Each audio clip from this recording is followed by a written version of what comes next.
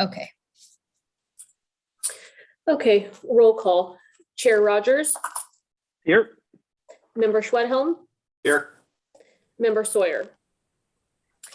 Let the order reflect that all subcommittee members are present with the exception of Member Sawyer.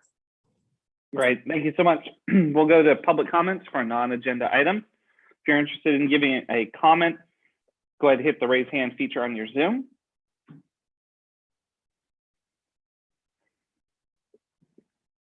All right, Madam Recording Secretary, I'm not seeing any hands. Do we have any pre-recorded voicemails? There were no emails received. Right. We have the special meeting minutes for June 24th, 2021. Councilmember, did you have any amendments to those minutes? Pretty brief, pretty accurate. Yeah, we'll see if there's any public comment on those. And again, I'm not seeing any public hands pop up. There were no emails received. Great. Then without objection, we'll show those as adopted or adopted as submitted. Mr. City Manager, item 4.1.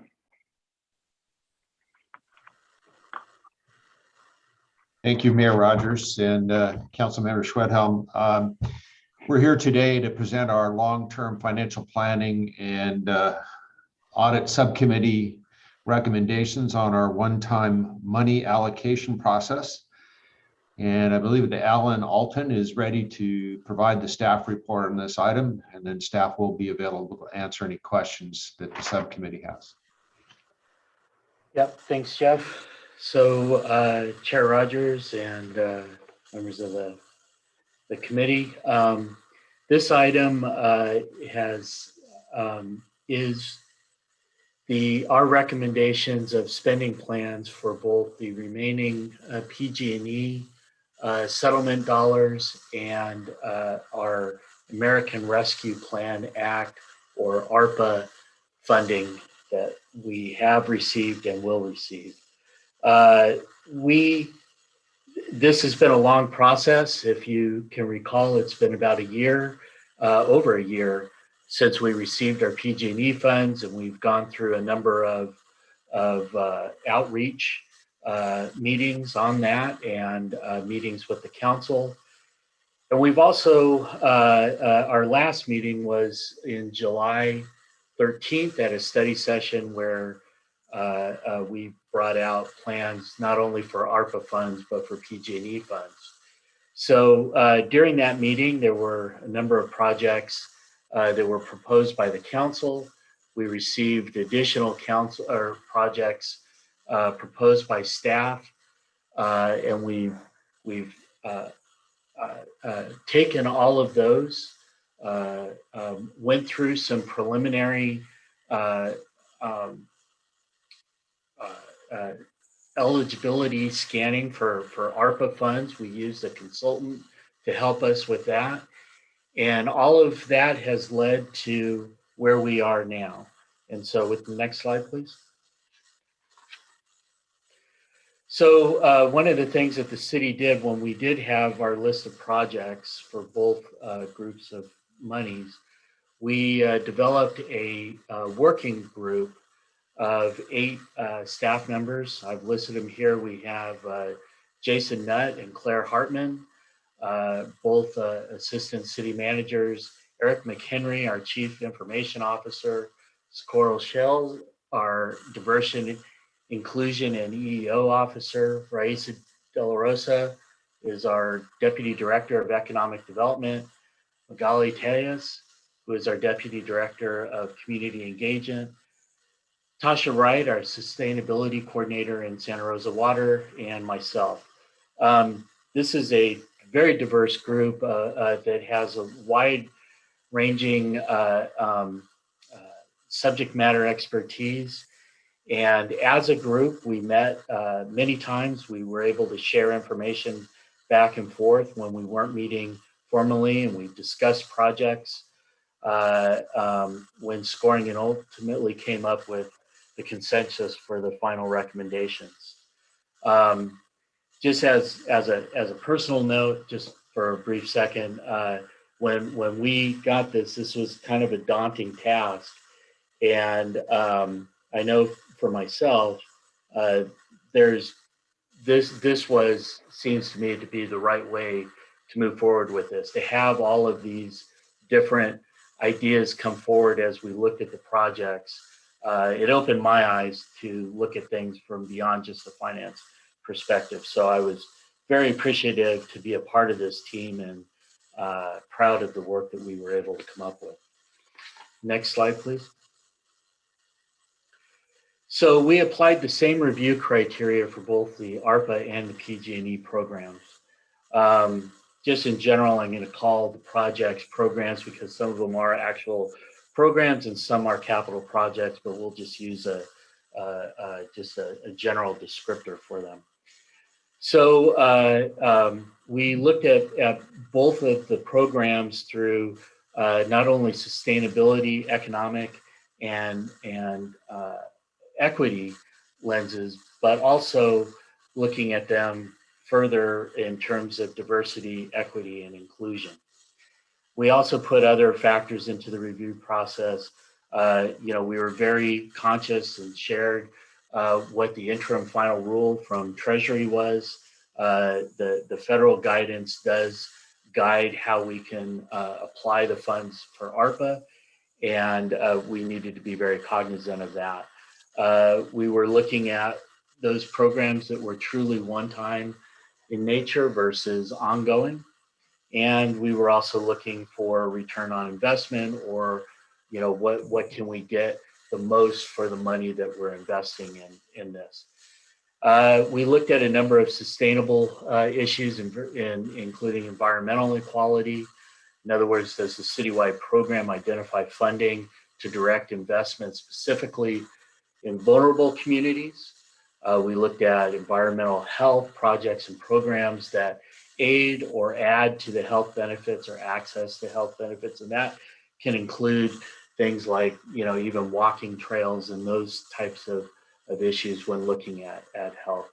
And we looked at whether it was a one-time money, if it freed up general fund, if it required ongoing funds, if it implemented the climate action plan, and those types of things. From an economic standpoint, we were looking at the socio-economic upstream investments that a program may have, whether it addresses the inequities in access to resources, address factors that comprise social and structural influences on health, governmental policies, and social, physical, and economic and environmental factors.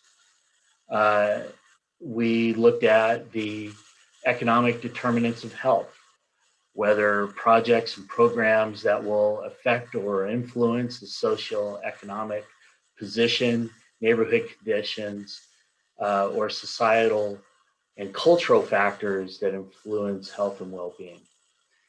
And we looked at whether they advance economic development in the downtown, whether they would eliminate bottlenecks in planning and economic development department, if it reduced ongoing general fund maintenance costs, or if it enhanced recruitment or retention.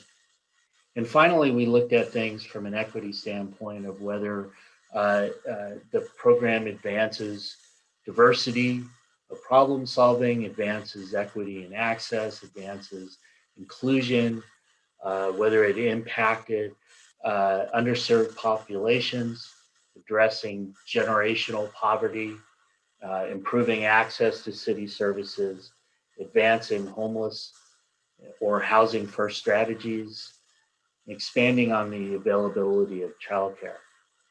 And all the review criteria, as I mentioned before, as we were looking at it through a federal lens of the priority investment in federally determined qualified census tracts, or QCT, as you'll see later on in slides, and place-based equity strategies. So next slide, please. So This slide just graphically shows what we've done so far with the PG&E settlement funds. If you recall, we received $95 million. We have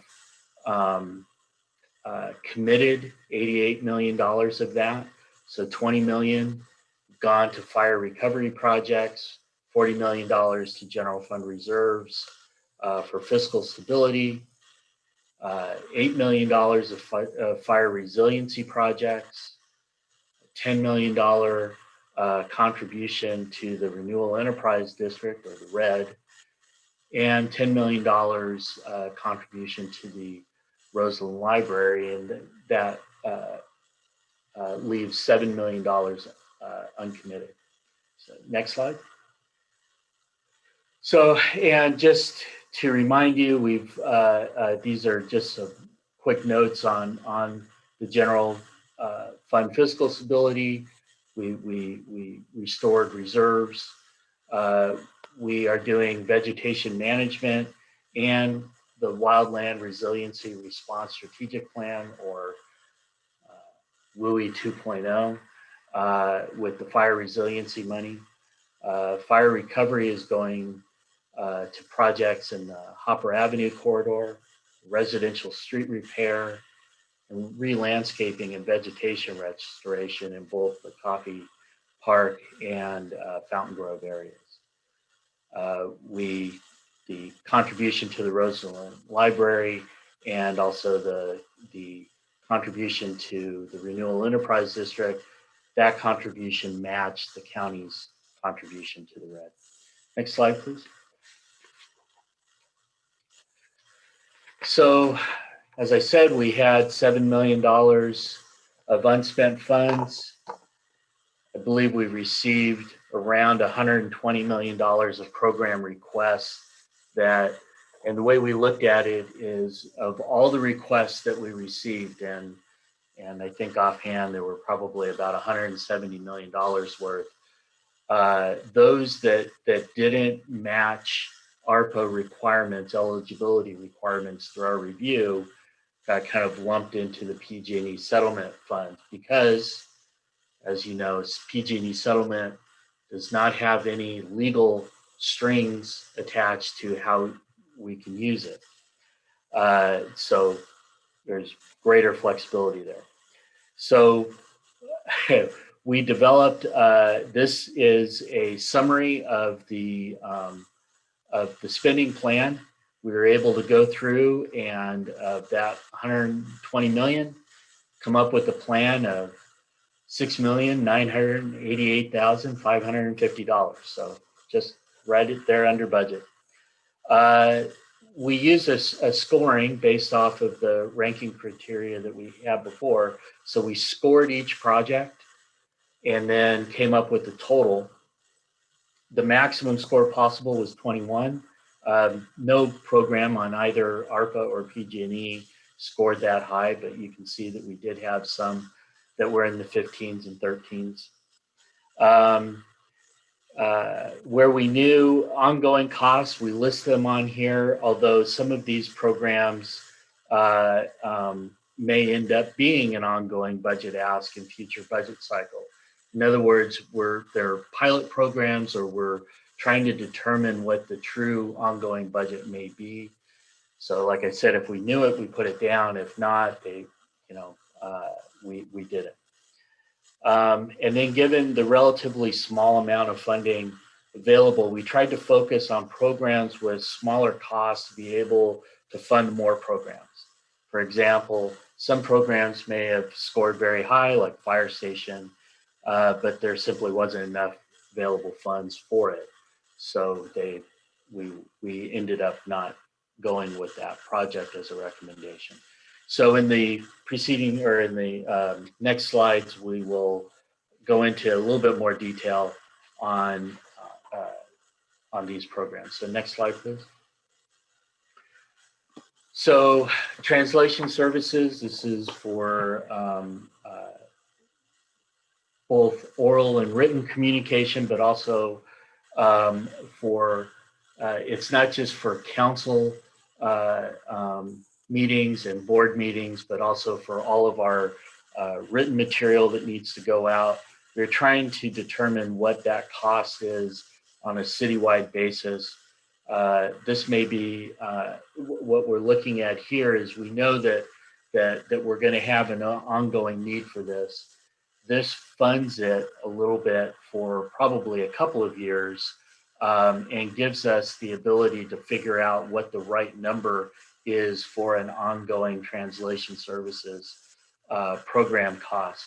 Right now, those costs are spread throughout the organization in different budgets, and we don't have really good trend analysis on some of the translation services that we know we will need going forward. We have the Youth Promotorius and Youth Council.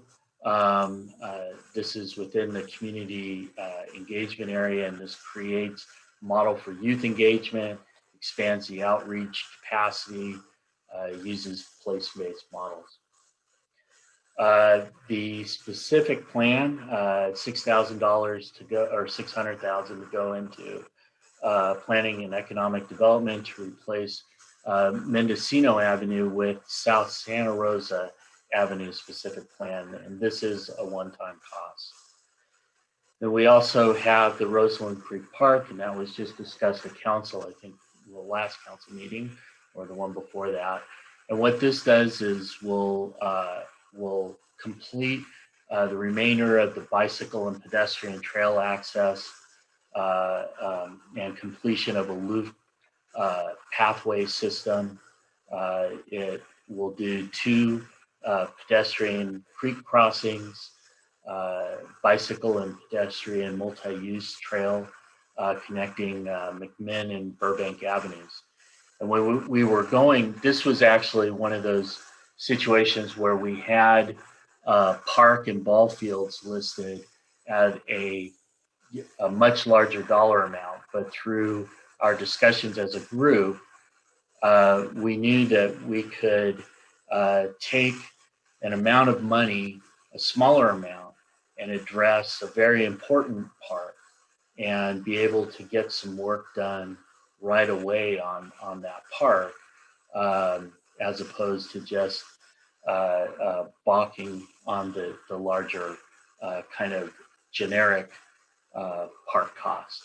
So we were able to get specific with Roseland Creek at this $1.5 million amount.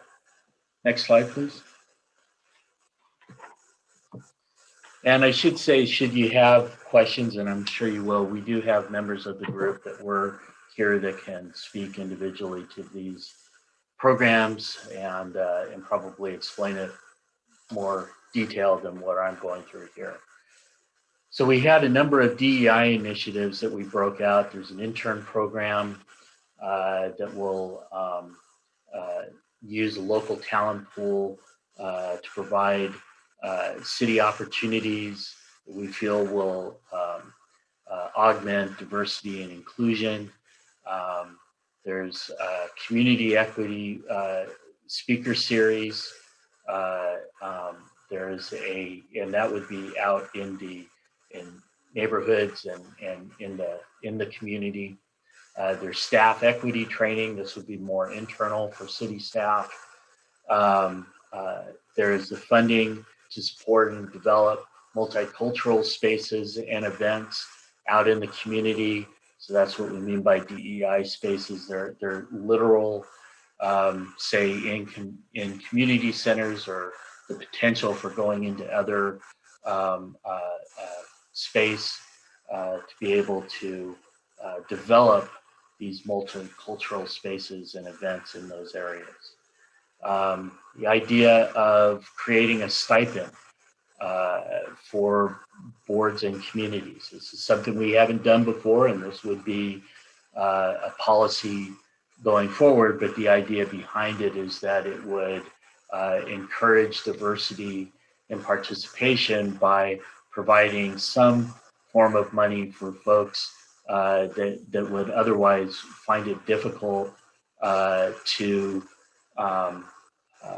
be able to apply to boards and commissions because of their current work status. There is and this amount is kind of a placeholder to implement the equity task force recommendations that are going to come forth through the seed process. And so this one, we don't know exactly what that would be, but we know that they are going to have recommendations, and we want to make sure that there's budget there to be able to implement the recommendations and to move forward on that as quickly as possible. We're looking at a public-facing dashboard for transparency and accountability to implement the city equity plan recommendations. And so we figure it will be about $50,000 to create that dashboard to let the public know what we're doing. Next slide, please. So we have the community empowerment plan. So this is, again, this is one of those things where we are, we do not have a set operating budget in the community engagement area. This would provide that. This would at least give us a bridge until the next full budget cycle to understand exactly what the cost will be to implement a lot of the community engagement strategies that the council wants us to do. So in other words, to do things like Neighbor Fest and listening sessions for the Sunshine Ordinance and engagement for redistricting and other important items going forward. Right now we have a staff budget, but we don't have an actual operating budget to be able to do this. And this provides us the ability to go out and do these things now. And then again, like I said, to provide that bridge for the upcoming budget year to actually create a suitable operating budget in there. The next is contract services in planning and economic development. And this also allows a little bit for on the fire side as well, but basically plan check and plan review and inspection services. While we have staff that does this work, given the amount of development and the work coming through there, we will often use contract labor or contract services. Some of that may be on an expedited amount or process, but we definitely needed to help keep the flow of plan check and plan review going forward. So this would provide contractual services to allow that to continue. There is the public records management update. This is it, again, focusing more on planning and economic development. And what it would do is it would digitize the hard copy records that are in planning and economic development and move it into our trusted system. So part of this cost supports digitizing and ongoing, it will ultimately reduce costs of long-term storage, make easier to be able to pull up documents and that. And then we also have our trusted system, as I mentioned, what the public records management update will go into. We have the overall trusted system, which is record management software. There's an initial cost, and then there is an annual license fee. These things tend to get, for something like this, it would be spread through the city as part of the information technology internal service fund. There's a fire inspection database, which would streamline required reporting to the state. We have a transit radio upgrade. What this would do is the police department has begun the process of, they have a new system, a record or radio system. This would take the transit radio and upgrade it into that same digital radio system. And then there's the work associated with the Osawa fountain panels. So this would be to cast and install the artwork on the Osawa fountain. Be about $300,000 to do that. And then there's ongoing maintenance costs that we estimate at about $10,000. Next slide, please. There's work on the climate action plan. So we would use these funds to support policy initiatives, build toolkits for applicants, developments, remodels, all relating to the climate action plan. We would use money to invest in our evacuation equipment, including concrete K-rail and other water-filled barriers, lighted A-frame barricades, all of those things that we do in the unfortunate situation where we need to provide evacuation routes. This would allow us to have more of that equipment on site and ready to use at that point. We would look at getting a consultant on board to do a study on the enhanced infrastructure financing district. In other words, to prepare a financing plan and fiscal impact report. And, this is needed to show returns on investment when we are negotiating with the county. And then we're looking at a couple of limited term positions. These would be 2 and 3 year terms. So one, a limited term planner that's focusing on renewal enterprise district funded development and other deadline driven affordable housing projects. So again, kind of augmenting the staff, but on a short-term basis, a 2 year limited term. And then looking at a media tech on a 3 year term. And again, we are in a world now where we're doing things on Zoom, and having the media technicians to be able to assist with that is vital, as last Thursday evidenced. So that is that's in total our spending plan for that. At the end of this presentation, I have a number of the projects that didn't make the cut. I figured you would probably want to know those as well. So we have those listed toward the end of this. But for right now, those are the ones we're recommending. And I can stop now if you have any questions, or move on to the American Rescue Plan Act.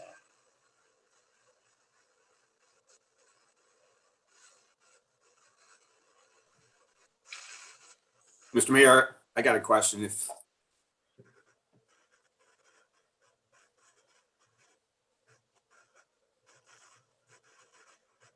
Okay, Chris, if I ask a question?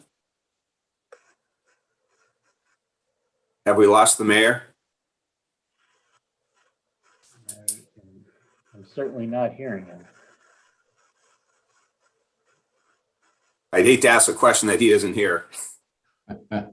Chris, can you hear? Looks like the screen is frozen. Yeah.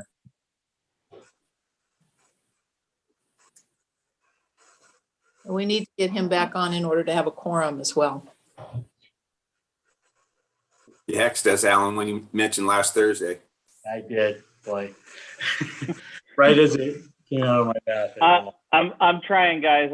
Alan, you might have needed to have proposed a City Hall Wi-Fi upgrade. Yeah. So can you hear now, Chris? I was going to ask a question. Yeah, go ahead, Tom. Okay. Alan, can you just talk about the scoring process? I really appreciate the work that's been put into this, but my question is more, with the large number of people there, was that consensus that they came up with these numbers, or did everyone score individually and these are the average numbers? How did those numbers actually, how were they created? So it was kind of both, actually. So clearly the ones where where the individual members were more subject matter experts, They were able to provide initial scoring on there. We all scored our own to the best that we could. And then we had rather robust discussion, I would say, that addressed each individual project and why they were scored a certain way, why they went. And for each individual item or thing that we scored, it was like a +1 or a 0. So we kind of took away the whole idea of, score it from a range of like 1 to 10 or something. It was either, if it met this criteria, you got a 1. If it didn't, it was a 0. And then the individual would go through, and then us as a group would agree that yes, it met that criteria and it deserved that 1. And so we did that through each one of those. Okay, thank you.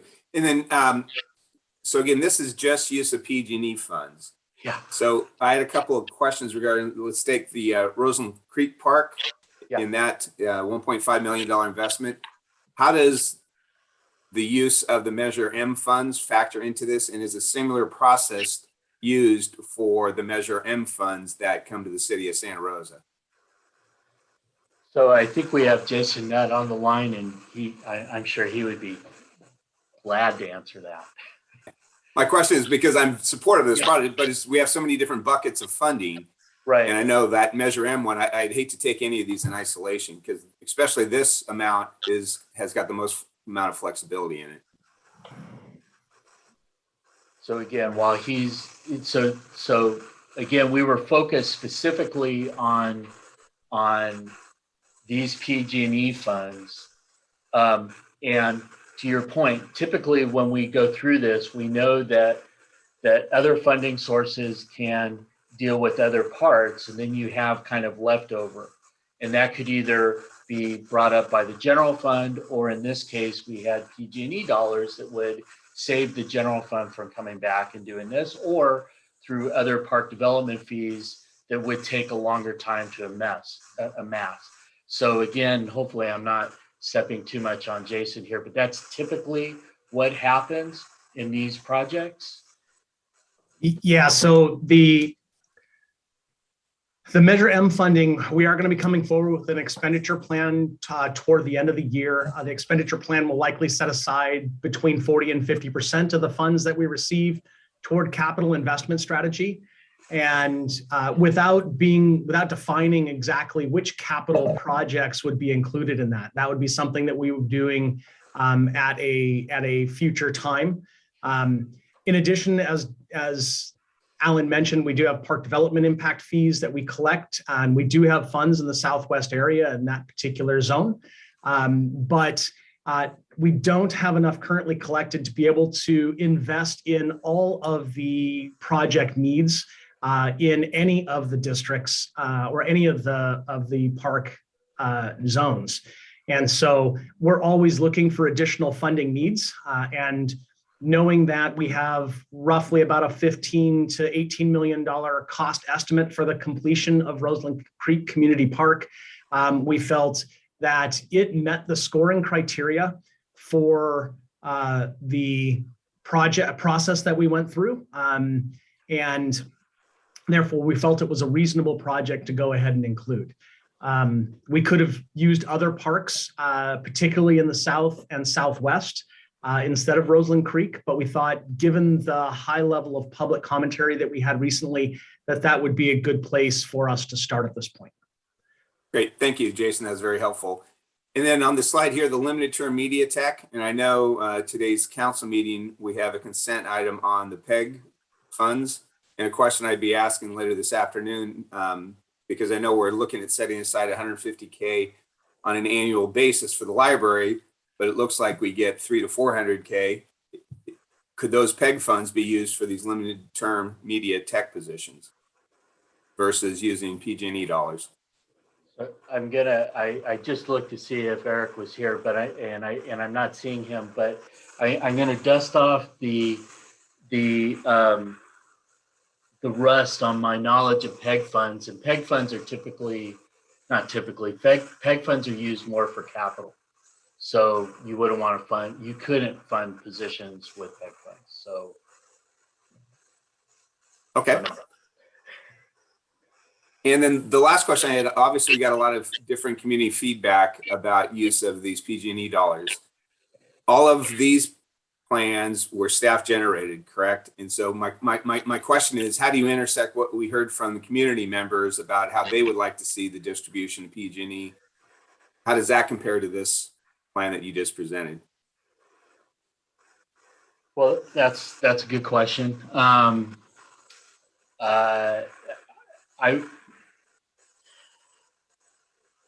I would say that we have put a significant amount of existing commitment in dollars toward not only recovery, but resiliency projects. We do have some projects here that will increase evacuation and would be more from that standpoint. But I think what you're seeing, and if we recall, we had comments that were very specific to the areas that were directly impacted by the fires, but then others that had more global. And I think what we're looking at here is that these present a number of different areas that impact other parts of the community. So with a small amount of money that we had left, this kind of spreads the wealth over a number of different areas. So we have some that are affecting maybe areas in the downtown, but there's other things that are going to help our engagement and our outreach in more underserved areas. And we were combining, looking at that, but also looking at what we would be able to do with ARPA as well. So, it's an attempt to try to address as many needs as possible with a very small amount of money.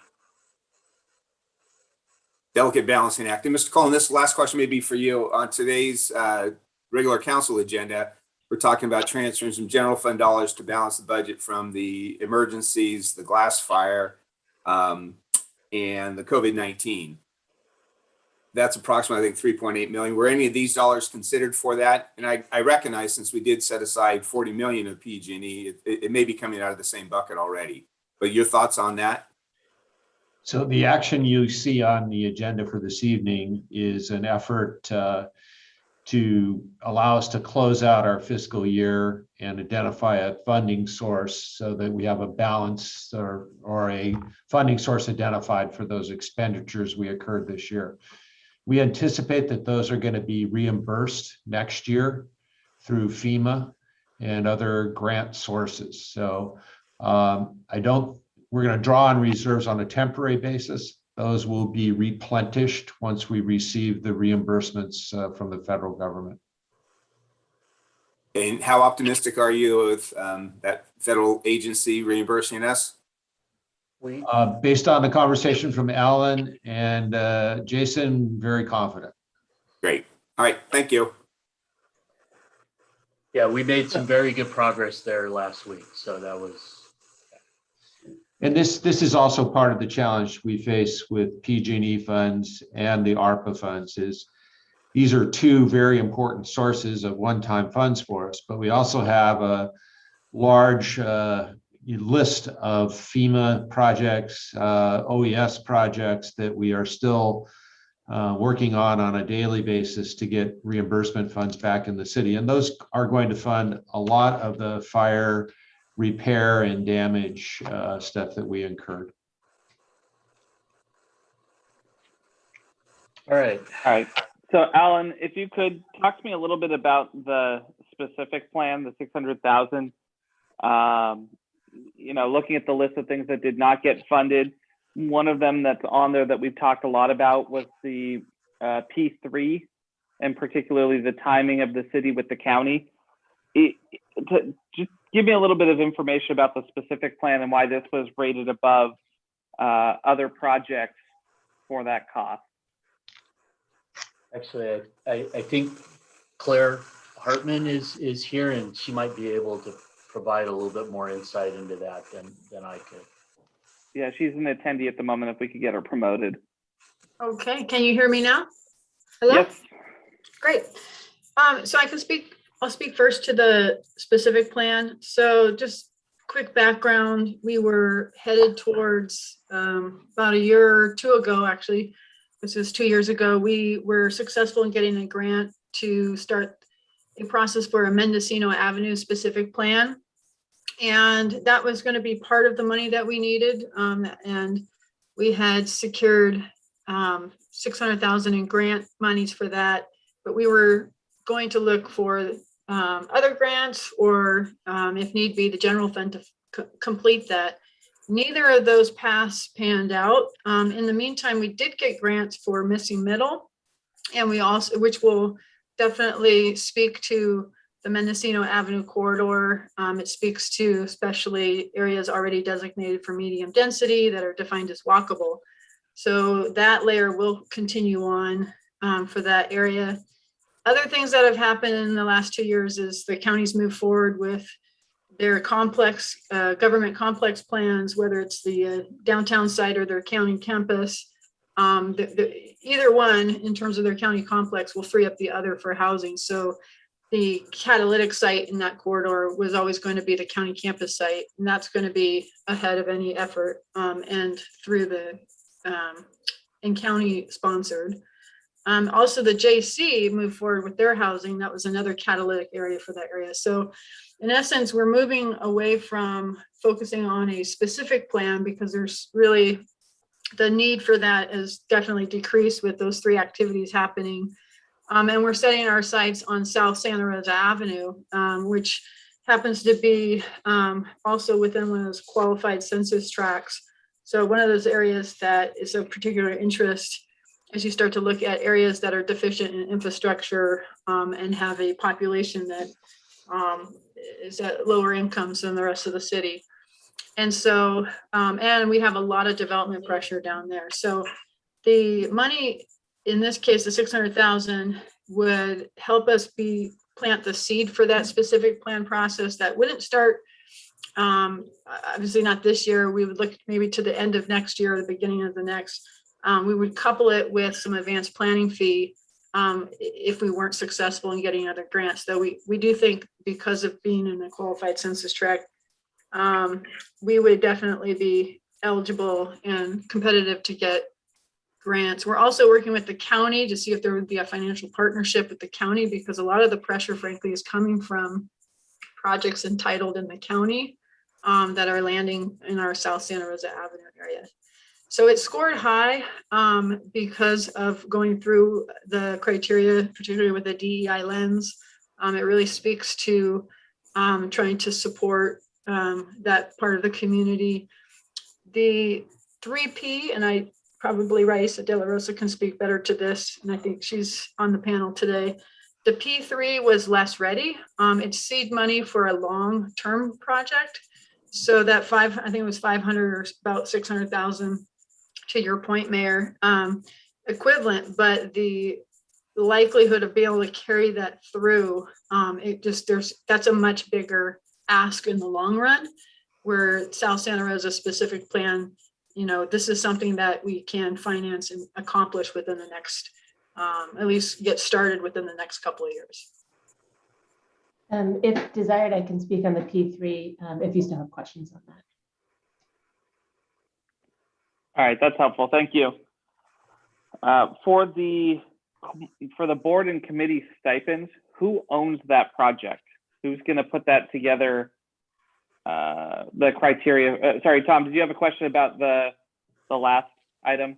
No, once you're done, I have a new question. Okay, great. Yeah, who's going to own that? It says 75,000. Do we have any type of program criteria that we're thinking of already in terms of who gets it and how much they get per meeting? Have we started to put that together? But I guess the broader question is, does the 75,000 actually cover everyone who is on a board and committee, or are you going to have staff and council sort of in a position of having to pick and choose who deserves to be paid and who doesn't? So this was a preliminary number. And Magali's got her hand up too as well, Alan. Okay. We could promote Magali.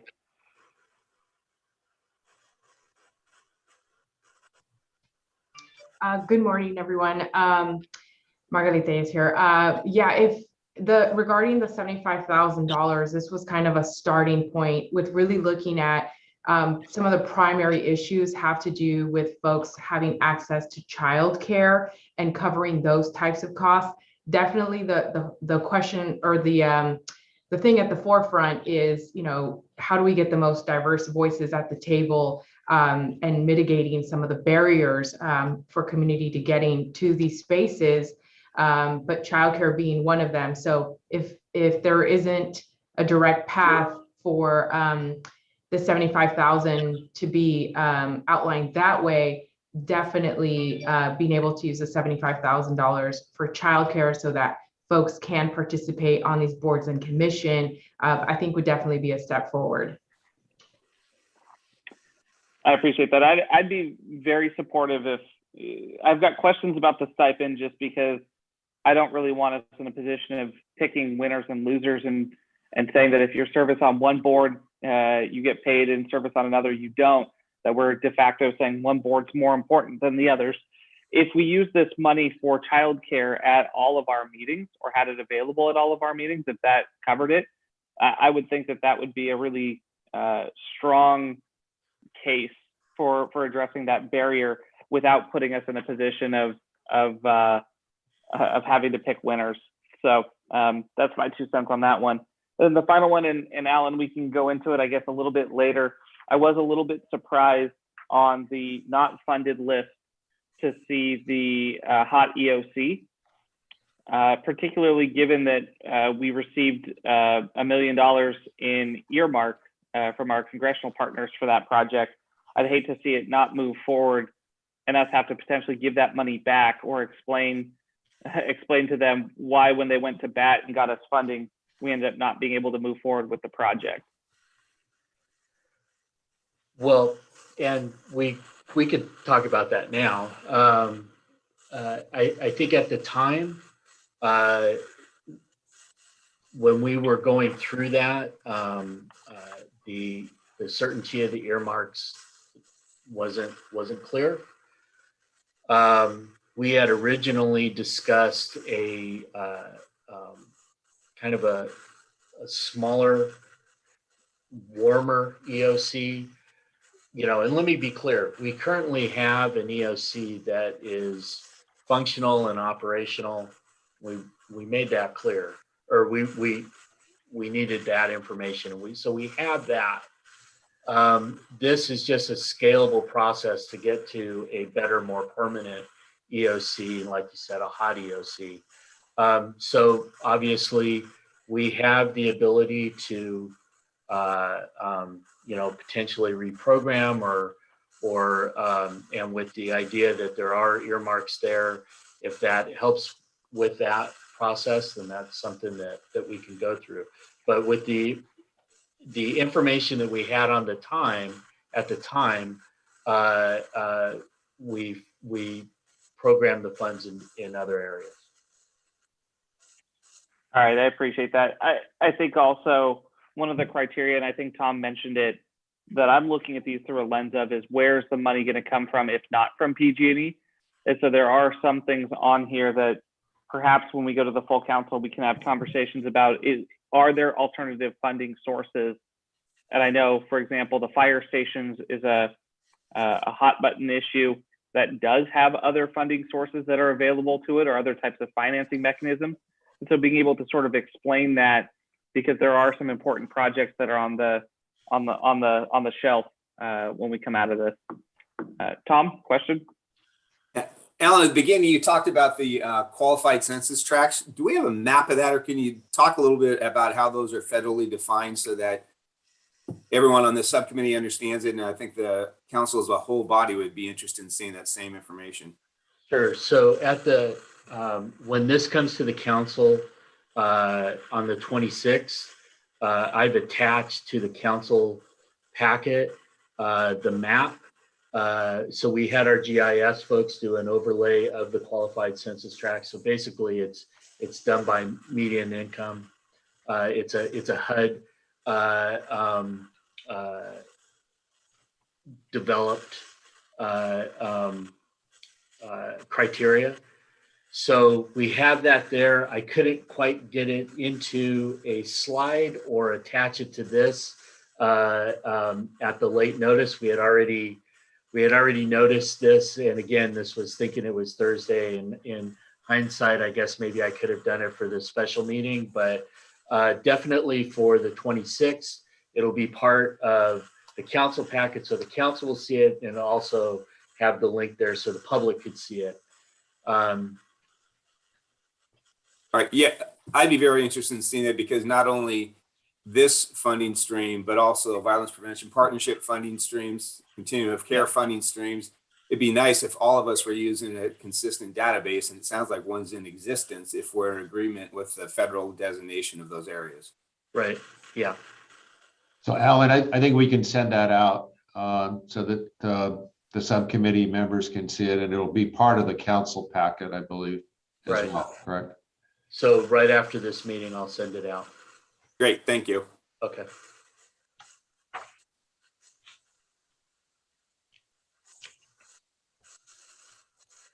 So shall I move forward to ARPA? All right, next slide, please. Okay, so this is kind of a rehash on some slides that you've seen regarding the American Rescue. Alan, we might have lost Chris. Oh, are you back, Chris? I'm back. Okay. So moving forward. So the American Rescue Plan. So this is kind of a review of what you've seen before. We've received $17.1 million in May of 2021. We'll receive another equal amount in May of 2022. We need to obligate those funds by December 31st, 2024. They will allow for obligated programs or projects to run through if they're in the pipeline, but I believe they all must be spent and accounted for by at the very latest 2026. Obviously, the sooner the better we're at all possible, just to make sure that we stay within federal guidelines. And just kind of for overall context, not to get too far in the weeds here, but here's what we have done and what we will do relative to this. So we've put these funds in a special revenue fund. So they're not in the general fund. They exist in their own funding source. And once the council agrees on a spending plan, we will come back to the council and create appropriations within that special fund that will house each of the ARPA programs. That will allow us to have the clear reporting that's necessary for Treasury moving forward. So a little bit of sausage making for you, but I think it's important context, especially as we talk about the different funding sources as we go along. So next slide, please. So this just gives an overview that you've seen before on what we can and cannot use. The revenue replacement for government services, just to expand on that a bit since it comes up every now and then. This is not a one-for-one revenue loss item. In other words, we know that we've lost a certain amount of money in, like, let's say TOT revenue or recreation revenue or Santa Rosa tourism BIA revenue. But what ARPA does is has you look at the entire general government. And when you include all those funding sources, and there's a lot of funds, and go through that lens, we'll find that our calculation was that the revenue loss on that basis was about 1.3 million. We can use obviously for COVID-19 expenditures or negative impacts from COVID-19, including small business assistance, industries that were hard hit, economic recovery specific items, premium pay for essential workers, investments in water, sewer, broadband. All of those things are identified as permissible uses within the interim final rule from Treasury. It also states what you can't use it for. So you cannot be used to directly or indirectly offset tax reductions or in conjunction with other federal sources. You cannot be deposited into pension fund systems. Again, I mentioned when they need to be obligated and then spent at least by 2026. And then, but it's also important to understand that there was federal recognition that negative pandemic impacts have, and quote, fallen most severely on communities and populations disadvantaged before it began. So the intent of the act was really to help those underserved populations because because they have been hardest hit and were essentially going to be hardest hit by this pandemic. So it allows us to provide funding in areas that helps shore up those communities. That was the intent. So moving forward to the next slide, we have this is the summary of our spending plan as proposed. This is it's laid out the same way as before, but there are some differences. Again, like I said, we've already received one tranche of $17.1 million. We're going to get another one later on this fiscal year. It's laid out in a way that you have year one costs that are tied to the year one budget. That said, any dollars that aren't spent in year one can just move forward into the next year. So in other words, there's carryover of these programs as they go. And so that's why you see another column here that says remaining. And so basically what we tried to do was one, stay within budget on year one, and then develop a budget for year two, and then any remaining program costs that can go into year three and year four, and all the way up, I suppose, up until December of 2026 when all funds must be spent. But then again, ideally, what we're looking for is to have all these things obligated and used by 2024. Again, also with the intent of the act was to try to get the money out into the public or be used in a timely basis. So we've tried to do that here. We mentioned terms of some programs. You're gonna see.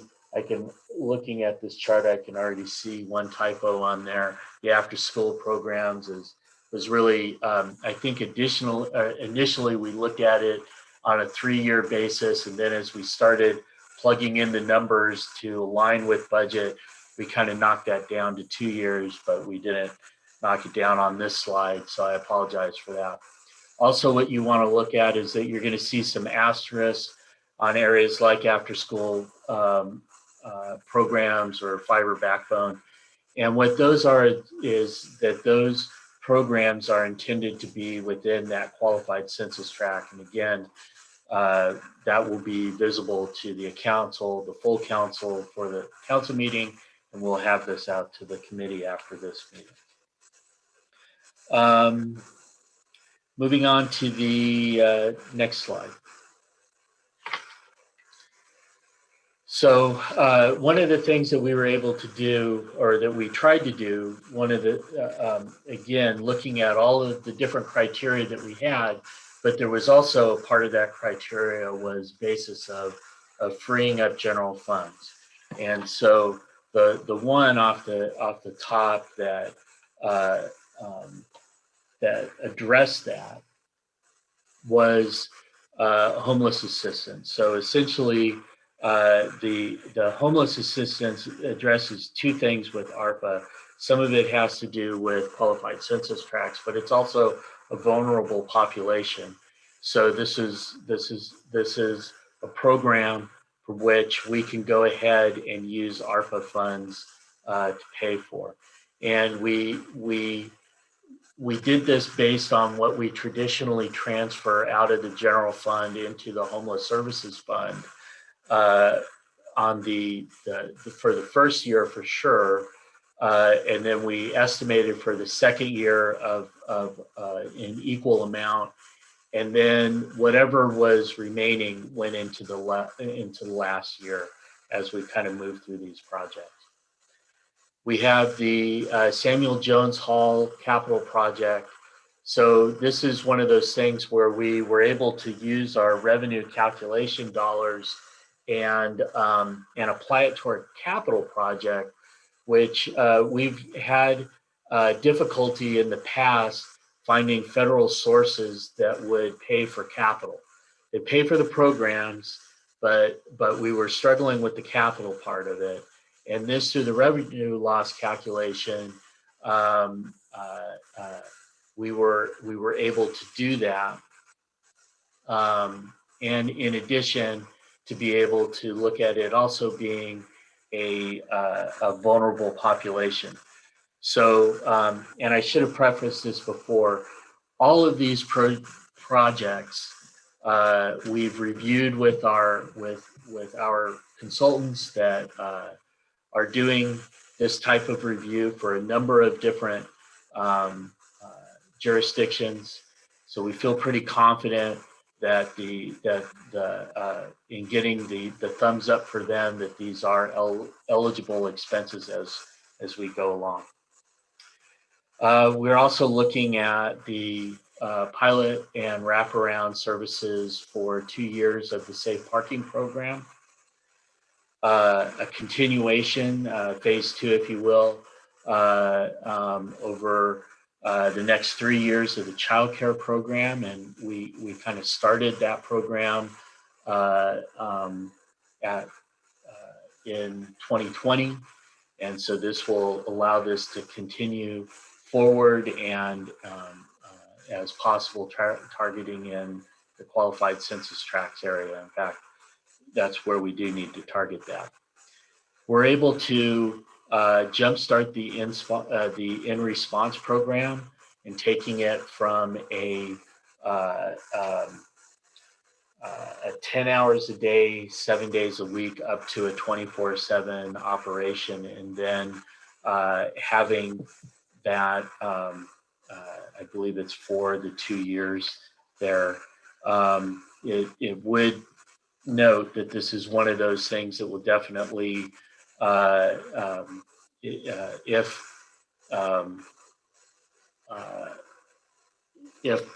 it works, it's an ongoing program, and if we do need to continue that forward, this would be something that we would need to find another funding source for it after ARPA is out. We're looking at the after-school programs in the affordable housing sites. So those are generally by definition within the qualified census tracts. Again, works well with ARPA, hitting a lot of those, checking a lot of the boxes there. Also with the recreation sensation, we would need to target those in the qualified census tracts area. Ellen, not to interrupt, but I think we just lost the mayor, which means we lost a quorum. I don't see him. All right, we'll hold on. Unless Sue, am I missing something? There he is. Oh, and there he goes.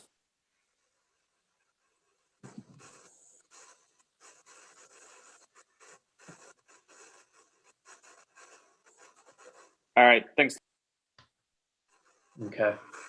All right. So continuing on, we have the, I think I was at the Secure Family Fund. So this is. We just lost him again. Oh, there he is. Sorry, my bad. No, I'm here. Okay. So, so we would look at the Secure Family Fund, which would provide youth immigration legal services within there. It helps augment what we send over there. So next slide, please. So here we have universal basic income. This was a program that was suggested by the mayor, I believe, or by council, I should just say in general. This would, we would look at partnering with the county for the administration of this.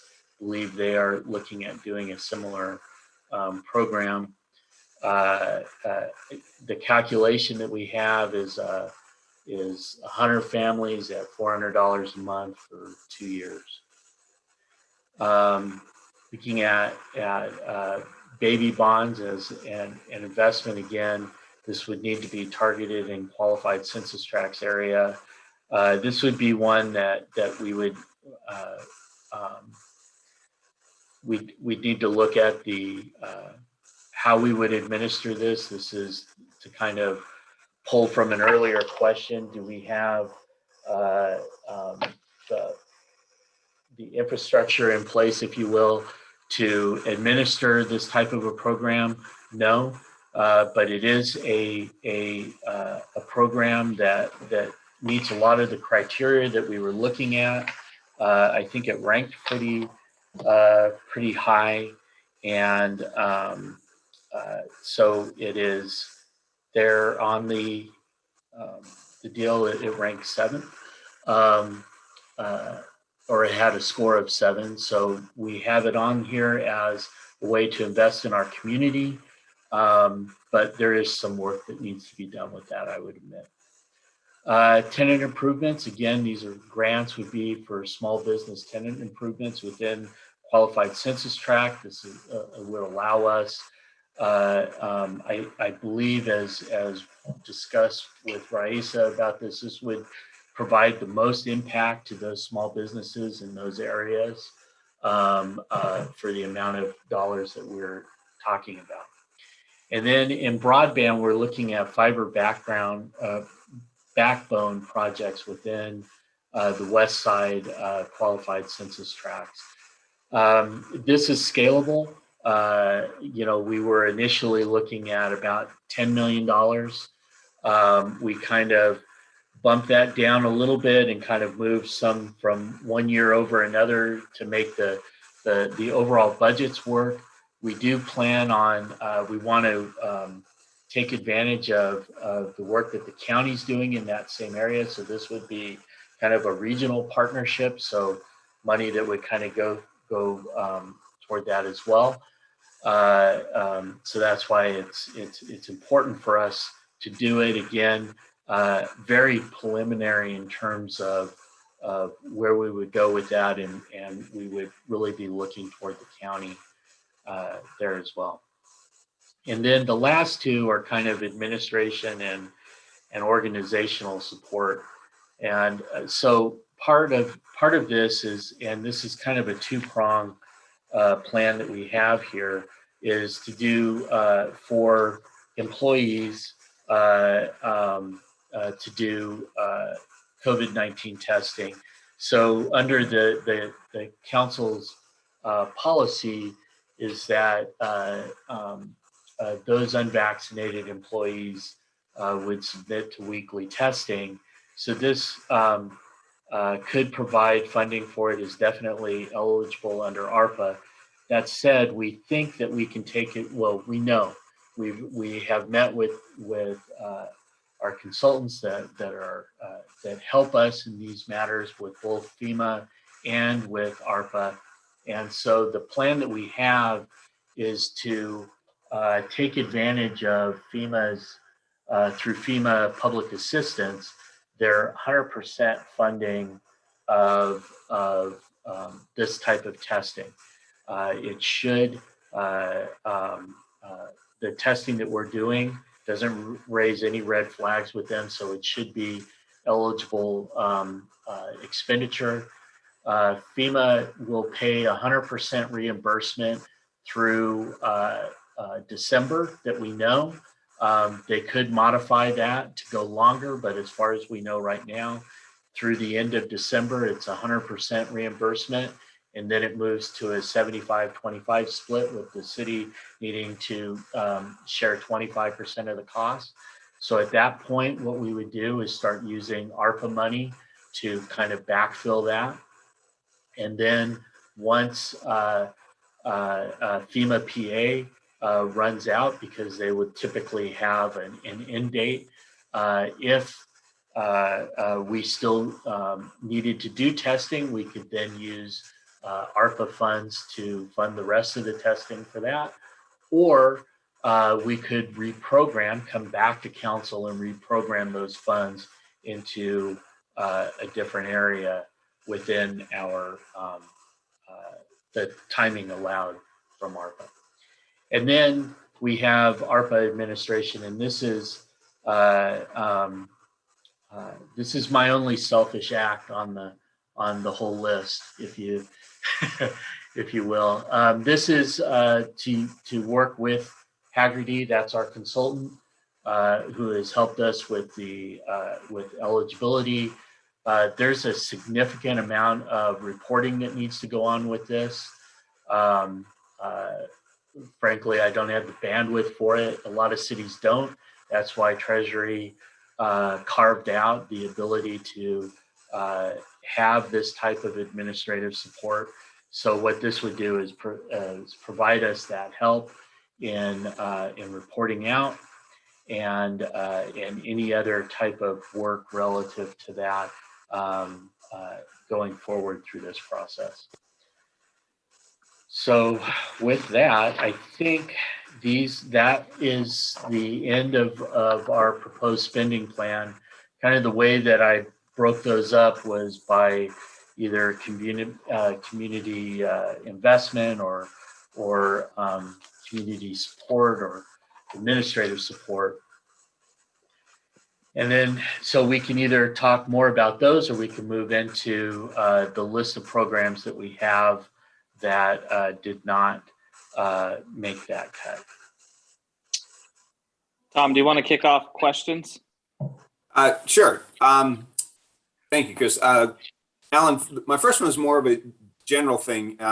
As you and I both have been dealing with our Measure O for years and the whole issue of supplanting, I take it that is not the same situation with these funds, correct? It is not. Okay, thank you, just for that clarification. And this isn't so much of a question, but more of a, well, how some of the metrics for success, and specifically I'm thinking in the city's total investment in childcare. So I think it was CARES Act. We allocated $2 million for that effort, and here's $2.9 million. I think it'd be helpful for the community to know we are making these investments, but also by this level of investment, here are the results we're seeing. Going along with other things that I know we don't have a lot of free staff time, do we have mechanisms in place so that we can share the success of these investments? Okay. Well, we definitely want to be able to talk about and share those successes as we go through, especially for the amount of money we're investing in that.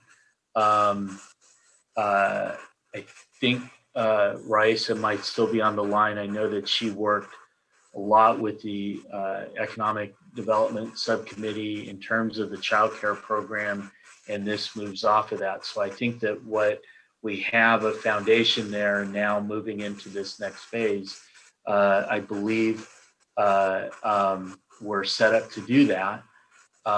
She can go into more detail there. And then obviously, yeah, we should be coming back and for if not all of these, a lot of these programs, I would suggest that we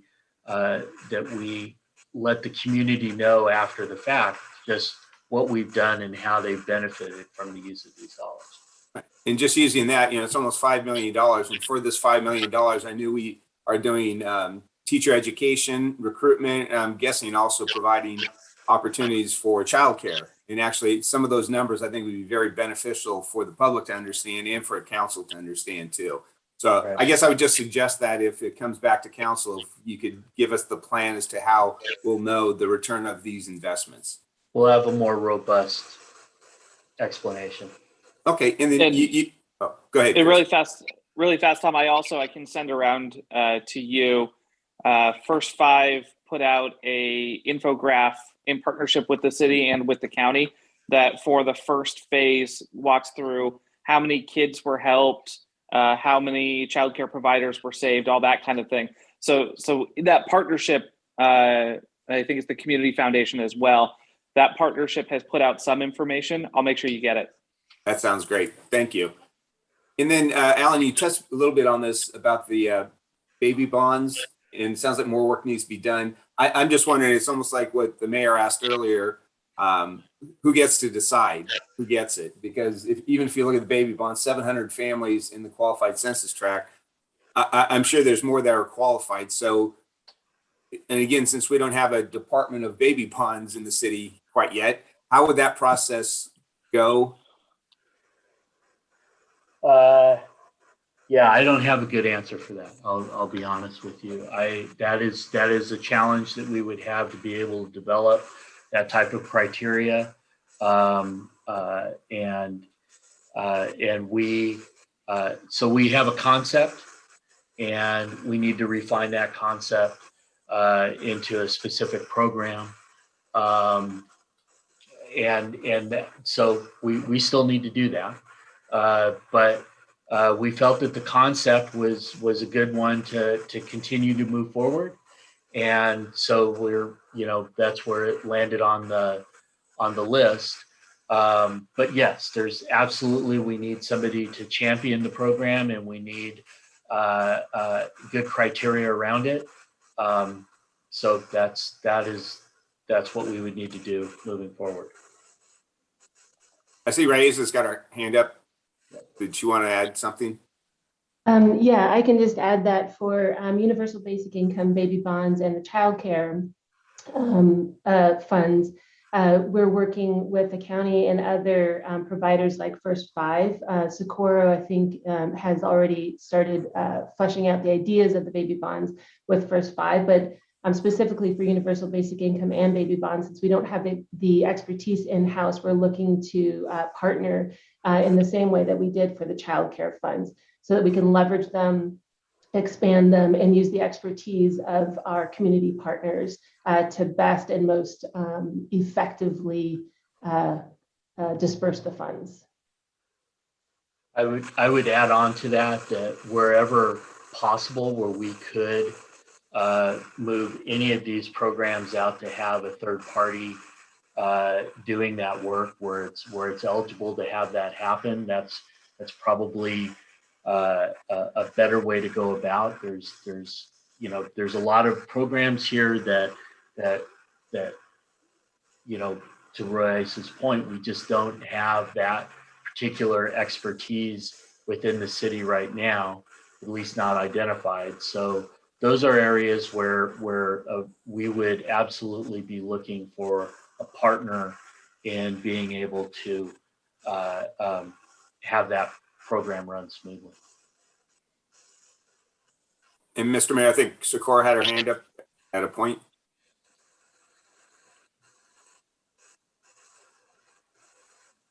Or not. Okay. No, I do. There she is. Good morning, everyone. And just to add on to Raisa's point, the baby bonds and universal basic income, those figures are estimates at this time because we would be working with multiple partners, and because the county is also receiving dollars and considering these investments as well, we would be looking for a harmonious way to identify the priority investments and who would qualify, and ensure that these would make sense together and help the intended recipients versus kind of create an unseen and undue burden. And so, as Raisa mentioned, working with First Five Community Foundation again, and because again, the county is considering many similar investments to this, making sure that we would come back to council with a criteria and an explanation on kind of how people got identified, what the processes were and what the investments were, and how we would measure it over time to see the effect, because these would be pilots. And if it were something we wanted to consider, we want to be able to report back to council the impact it made in the community. Great, thank you for that. And does anyone know, it may be too premature, but at what point, if the council does approve this, would some of these dollars start getting distributed to community members who apply and are selected? Well, for the universal basic income, if the county funds that, we would be working with them to identify them. So I think it would be, I understand that they're set up to be fairly responsive, understanding the timeline of the ARPA money. And then for childcare, we have some projects already in the pike. We know that, for example, the Ross Street Child Care Center, the provider's been identified. We have a good understanding of potential costs for that. And so that would go, I believe, in 2023. But we would have other smaller projects, not built from scratch projects, that we would be able to release earlier than that. So both of those are set up to be refined in the next few months, and then we can start providing money probably in the early next year. Great, thank you for that. And then my last question was regarding the broadband. So I've heard that term. I know it's a big focus of these dollars. What would be the product that we get in metrics for success? So we invest 8.6 million. What changes would we see in the community with this investment? So this is another one where the county is also talking about making similar kinds of investments in broadband.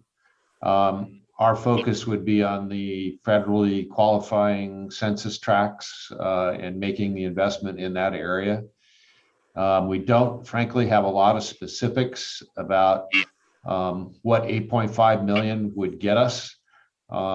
It's more of a conceptual project right now of trying to increase broadband access through public investment in fiber and providing the pipe so that it's closer to the communities that don't have that access now. And I see Jason's got his hand up. Yeah, so I'll just add that the county is actively working on hiring a consultant that's going to look at what it would be for there to be a municipal-oriented broadband network within the county. And this fund would give us the ability to participate once they have a strategy in place. And so that's it's helping us be part of a broader scheme toward providing better access and internet for internet and download speeds to communities that are in desperate need at this point. And so that was the impetus in having this in the list. So Jason, could you, how did we come up with 8.6? I guess is my question. We did a couple of quick investment evaluations when we originally started talking about the PG&E funds. If you remember back in last December, we brought forward a similar project, which is a broadband backbone for the east side of town that would benefit our evacuation process.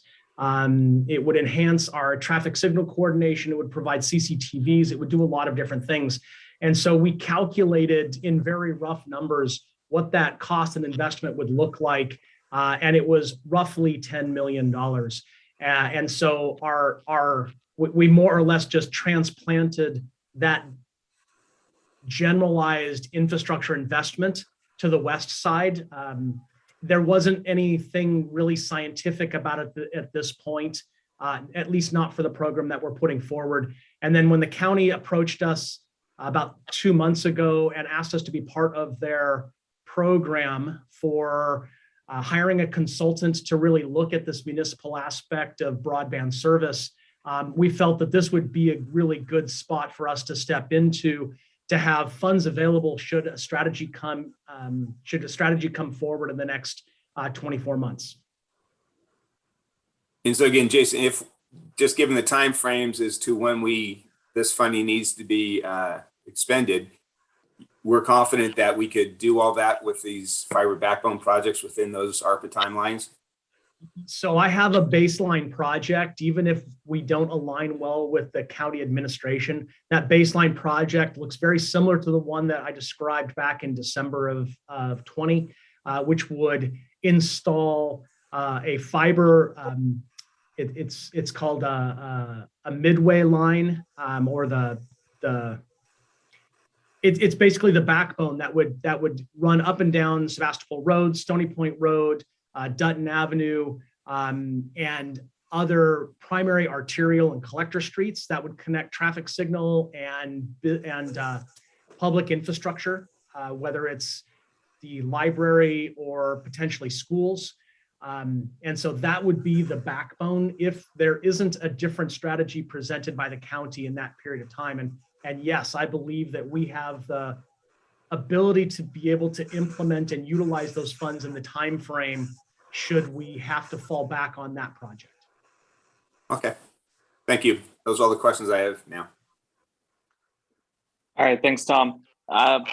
Jason, I'll talk to you a little bit offline, I think, about the broadband one. I remain a little bit skeptical, mostly because it's almost the cost of running our homeless assistance programs for 3 years. And I'm just like Tom, I'm wondering, how do I go back to the public and tell them what they're getting for the investment in a program that is supposed to be for helping people recover from the pandemic? And so let's just talk a little bit more about it. I'm not going to remove it from the list today, but I still have a number of different questions. For UBI, I do know, just to Tom's question around program management, just in case everybody is not tracking it, Healdsburg also voted last week to do a UBI program, and they chose to partner with Corazon to make sure that that they do the administration through one of their partners. So that might be a good model to look at as well. And then the other question that I do have, it kind of goes back to still some of the things that are pending that are not in there. I guess, Alan, I guess you'll go through that next, so I'll hold those questions. Yeah. Okay. And we can, so there's a lot of projects that didn't make the list, especially on the PG&E side. There are 3 on the ARPA side, which is fire station remodel, the water system fire damage, and the parklet program. So the fire station remodel, one, that was from a cost standpoint, but also just from an eligibility. I think when it was originally put on that list, it was at a broad brush looking at it as an essential, worker facility type of thing, and kind of squeezing it in that way. At the end of the day, it probably is less ARPA eligible than when we first thought. And so it would fall under something like the revenue calculation, trying to fit it under there. Of course, it wouldn't fit under that. So So that's why it ranked very low, and it would have probably just been moved over to the PG&E side. Although it was more than what PG&E funds we had, so it was just it's just too big of a price tag right now. The water system fire damage, that was to do the for the PG&E project, or not the PG&E, the FEMA PA project from the Tubbs fire, was to pay for the cost share of those that were on the water side. So that's what that was. We reviewed it, but at the end of the day, we were, looking at it just didn't stack up with the other projects that were ARPA. And we kind of, as we were going through and trying to plug in projects with the dollars, the Parklet program seemed that we just didn't have really, firm footing on it. At one point, it seemed like it was a possibility. I don't even know. I think the council has an item on a future council agenda to look at it, and we pulled it off. We felt that the money would be better with the tenant improvements and some of the other things, so we just kind of agreed, to nix that one as we were going through, and it ranked 0 as a result. With PG&E settlement funds, there are a lot of projects. I don't know how much detail. Maybe you've seen them. If you have specific questions, I can try to go through them. I will say this: a lot of them are large dollar items. So again, with the idea of trying to get the most projects for the small amount of money that we had, some of those that just had a large price tag to them, we either found a way, like with Roseland Park, to kind of whittle that down and make it more project specific, or we just kind of pressed on with some of the smaller ones that we have. But with that, I can try to answer any specific questions that you have, and obviously we have staff here that can pick me up where I can't quite give a good answer. So that helps. I appreciate that, Alan. I'll start off by saying I think Councilmember Sawyer, if he was here, would be disappointed that the roof replacement was left on the wayside. So I think council's going to hear about that in next year's budget. Mr. City Manager, one of the things that's missing from all of the lists, including the programs not in spending, it's not particularly a program, but we've had at least one employee contract that's come forward that has essential worker pay bonus in it. Where are those funds proposed to come from, if not from ARPA and PG&E? So they would be funded by the general fund. We have some of the projects that have been identified for ARPA are currently funded with general fund. If they are funded with ARPA, that would free up the general fund dollars for things like one-time cash payments and some years of ongoing costs. So, for example, the proposal to do homeless assistance for 3 years, that's currently money that's slated in the general fund. And by identifying using ARPA for it, we create more flexibility in our budgeting. That's correct. Okay. Great. Tom, any questions? Oh, and Mr. City Manager, did you have something else to add? I just wanted to point out the kind of the challenge and the process ahead of us. As we've mentioned a number of times, and as Alan did an excellent job of explaining, PG&E funds are our most flexible source of funding. And if we want to reach down and fund some of the projects that aren't eligible for ARPA, it means we have to free up additional PG&E funds. So as an example, if we were to be able to qualify the Mendocino Avenue, south of Santa Rosa Avenue specific plan as a qualifying census tract project and pay for it under ARPA, or the Roseland Creek Park, another one that's currently recommended for PG&E settlement funds. If that were to be determined either to be eligible for ARPA funding or Measure M or something else, that would free up some of the PG&E settlement money and allow us to fund something else. So that's part of what we're seeking in terms of feedback from the council subcommittee today is, are there programs that you see on the unfunded list that you want to have staff focus on to see if we can figure out a strategy to provide them with funding? And on the other side of that, are there things on the proposed either PG&E fund list or ARPA funding list that you feel are a lower priority than some of the ones on the unfunded list, where we could either adjust the amount of funding or substitute projects? We did the best job possible given the direction we had from the council on how to prioritize, but that's the purpose of these subcommittee meetings and the public participation in them, is to help us prepare for the council meeting and make whatever adjustments are appropriate. Yeah, I guess I'll start by just saying that I really appreciate all the work that everybody's done. There's clearly not only good programs being recommended, but there's a sound methodology that I think we can go out and explain to the public how we got there.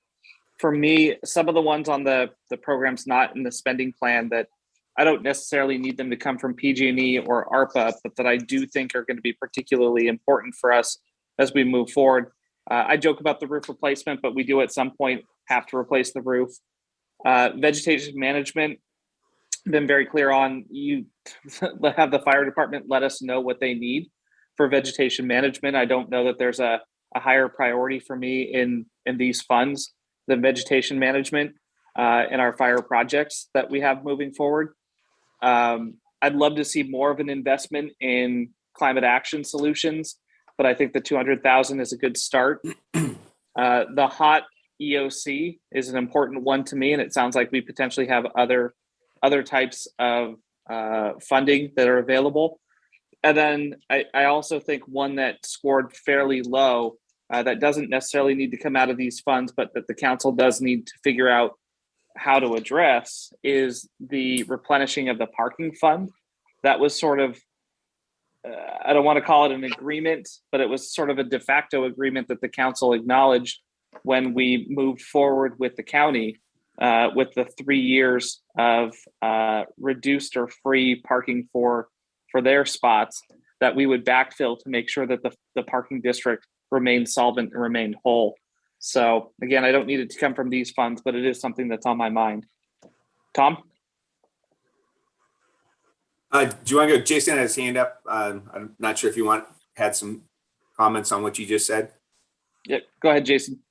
Yeah, thank you, Mayor. I just wanted to touch base on the Luther Burbank Home and Garden roof. I have spoken with Councilmember Sawyer, and we'll speak again before this comes to council. We actually are currently in the process of designing the roof material.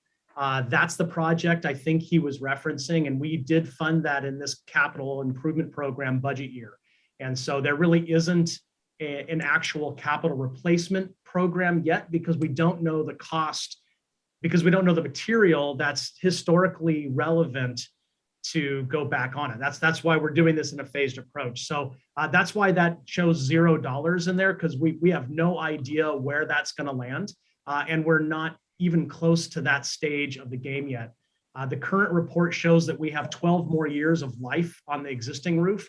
So the imminency of failure is very low. And so we feel fairly confident. So I just wanted to give you a little context as to why we didn't work harder to provide detail on that particular one. And I will again go back to Councilmember Sawyer and let him know. I'm honestly surprised Councilmember Sawyer doesn't remember what they used when they built it. All right, go ahead, Tom. Really, after that? So for me, your comments about vegetation management, again, I'd be looking for what are some of the metrics, because I know the fire resiliency $8 million first tranche that we used, I thought some of that was covered here. And so again, I'd be interested in hearing more details about what we get with the vegetation management. On the list of suggested distribution, it's the limited term planner and the limited term media tech. I have some more questions on that because I know in the public or the PED contract services for $798K, and then we're also doing specific to your limited term focus on red funded development. I'd like to know more information about that. Is the county doing something similar, but what's the product that we're going to get from those investments? And then as we talked earlier, I'm still a little concerned with the price tag for the broadband because I really do appreciate, Alan, all that you described about the process that was used, because we could talk forever about this and you can make solid arguments for investing in any of these. And so the challenge before council is what does the community need right now, best long-term investment? And I don't quite understand the 8.6 million for the broadband. Could we get a better ROI with some of the other needs of the community? So it's more of just, I'm not a no right now. I just need to know more information. What's that look like and what product will be the community be receiving with that investment? Thanks. So I think I can provide a little bit more information on the vegetation management. I did speak with Chief Wedstrup about that. And so you're right, we do have vegetation management. We have a 5-year program I think it's about $1 million a year. I think what was that they have a number of grants that are in the pipeline, and that the additional dollars that they're talking about here would be the local match for that. So in talking with him, I think a way to deal with this would be that if those grants, such as, and I think he said that there's like another $5 million worth of grants that we might be able to get, is that you shave off that 5th year. So in other words, he already has the dollars that he could use the 5th year of the vegetation management program and replace that with those grant dollars to go in to expand that program. So I think that there's a way that we can work to still get that moving forward.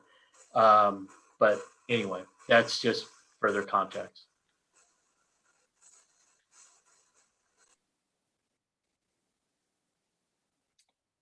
All right. I think Jeff went over, or city manager went over our next steps. We'll be coming back to the council with in study session with proposed. I think we will have definitely for some of the projects a little bit more information to pass on, even if it's just what was further explained here.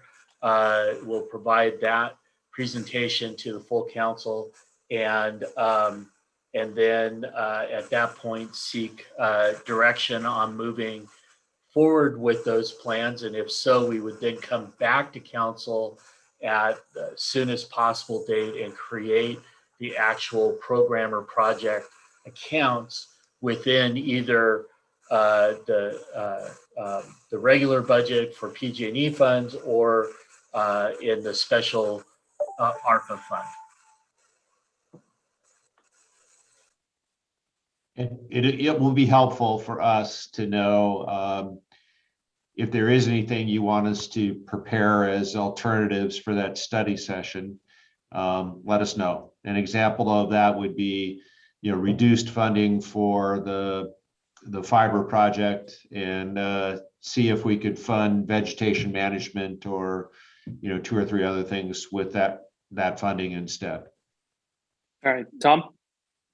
Yeah, Alan, I would just ask when you come back to the whole council, if we could get timelines that if this funding is approved, here's the timeline for implementation, and just the best they can, because I know there's been some confusion over we approved this and okay, it's going to happen like tomorrow, right? And that's typically not the case. So if staff could give us a realistic expectation about when we might actually see these, the implementation of the funding.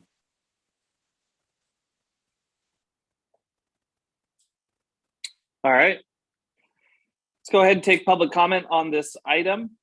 And Tom, can I have you run the public comment? I jumped over to my phone and I can't see all of the attendees. Okay, if there's anyone from the public who'd like to make a comment, please raise your virtual hand. And I am not seeing any, Mr. Mayor. All right. And then the last thing on our item, on our agenda for today was items for a future agenda. Is there anything that you wanted to add, Tom? Like this hasn't been enough? Not at this point. Okay. You know, I think well, actually, we had talked about some of the pension obligation. I'd be interested in when we're going to have that further discussion, because some of us in Sacramento attended some sessions that I'd be interested in having discussions about that. So That would be the 115 trust concept. Yes. So we Okay. are, I'm sorry. No, go ahead, Alan. Okay. We are planning on doing yet another special meeting at the end of October to give a update on our first quarter budget performance.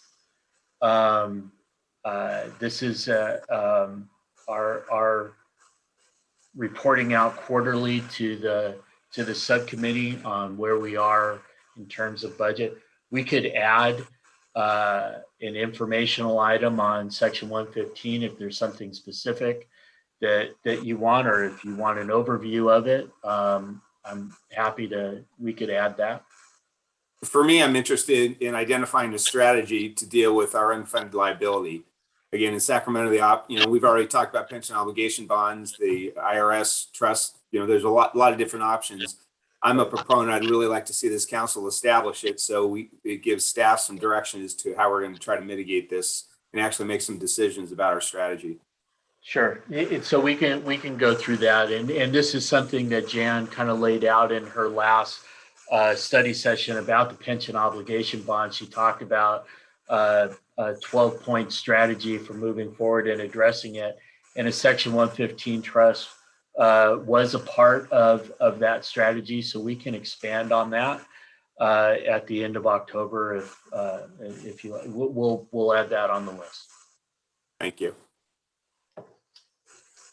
All right, we'll see if there's any public comment on this item as well.